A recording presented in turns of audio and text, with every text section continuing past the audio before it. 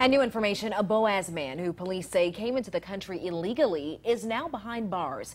He turned himself in and is now charged with sexual abuse of a child. Antonio Corrence was taken to the Etowah County Jail and is now on a $50,000 bond. Let's head out to A31 Stephen Dilsizian. He is in Boaz now.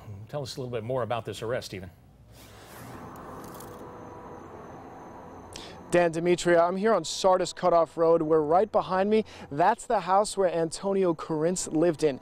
Now, the Boaz Police Department tells me they started to receive sexual abuse reports in the beginning of August, and after doing their own investigation, they were able to arrest Corrence last week. The police department wanted to make sure they had all the facts before reporting on what happened.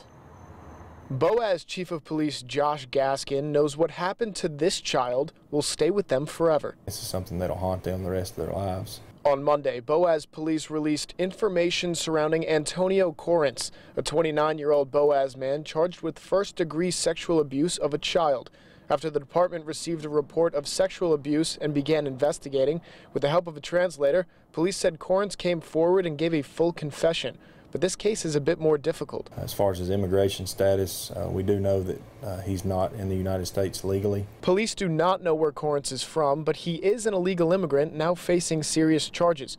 Corrence is in the Etowah County Jail, and Immigration Services has been contacted. But what comes next for Corrence is unclear. Chriseve Turner moved in next door to Corrence just a month ago. Didn't realize that we had any problems like this in the neighborhood.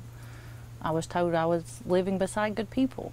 Gaskin says at this time there isn't a decision on the deportation status of Corrence and whether or not he will serve time in the country, but he wants to make sure he pays. First and foremost, we want to make sure that he answers for the offenses that he committed while he was here.